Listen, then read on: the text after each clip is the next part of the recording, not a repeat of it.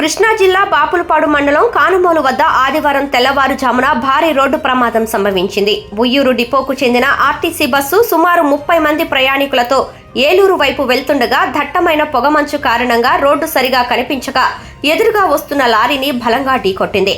ఈ ప్రమాదంలో bus cabin నుజ్జునుజ్జు కావడంతో డ్రైవర్ అందులోనే ఇరుక్కుపోయారు.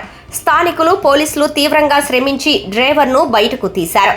బస్సులో ఉన్న ప్రయాణికుల్లో పలువురికి తీవ్ర గాయాలయ్యాయి. వెంటనే 108 వాహనంలో క్షతగాత్రులను గుడివాడ ప్రభుత్వ ఏరియా ఆసుపత్రికి తరలించారు.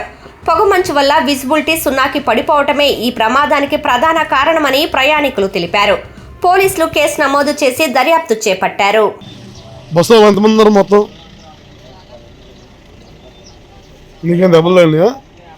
మోకాలు తగిలినా? మీది ఏ ఊరమ్మా? ఉయ్యూరు. ఎక్కడి నుంచి వెళ్తున్నారు? ఉయ్యూరు నుంచి ఏలూరు హాస్పిటల్కి వెళ్తున్నాం. ఏం జరిగింది? తెలియదు, అంతా చీకటిగా ఉంది. అవి ఒకసారిగా మాత వచ్చేసరికి అప్పుడే కళ్ళు మూసాను. నేను సౌండ్ వచ్చిందని నేనేమో ఎదురుకు పడిపోయాను. అక్కడ క్లీనర్ కూడా ఎదురుకి అక్కడికి పడిపోయాడు. ఆయనకి పళ్ళు సెట్ అంతా కత్తిపోయింది.